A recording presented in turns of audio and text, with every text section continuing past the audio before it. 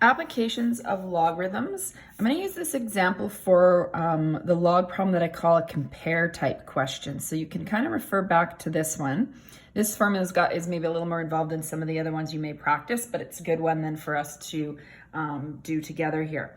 So in 1935, American seismologist Charles R. Richter developed a scale formula for measuring the magnitude of earthquakes.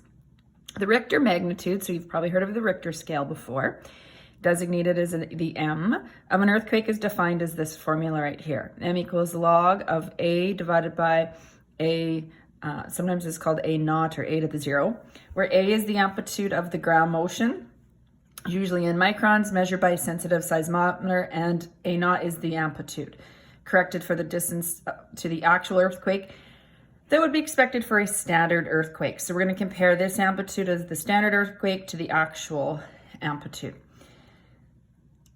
Let's look at A. I'm gonna have to move this up a little bit so I have room to write. In 1946, an earthquake struck Vancouver Island off the coast of BC. It had an amplitude that was 10 to the exponent 7.3 times that of this amplitude of a standard earthquake. What was the earthquake's magnitude on the Richter scale?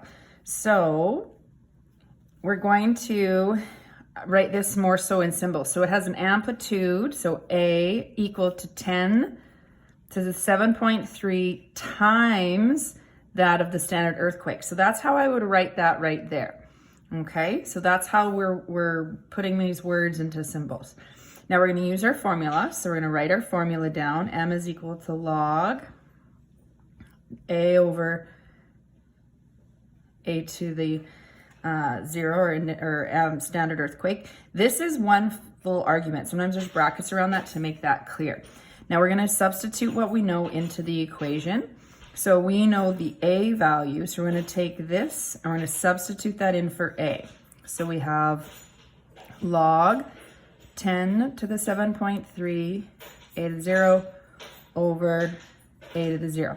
And what happens is these are going to cancel out. So it seems like a lot of symbols in there, but they actually cancel out. So let's clean this up. So what are we left with? Just log 10 to the 7.3.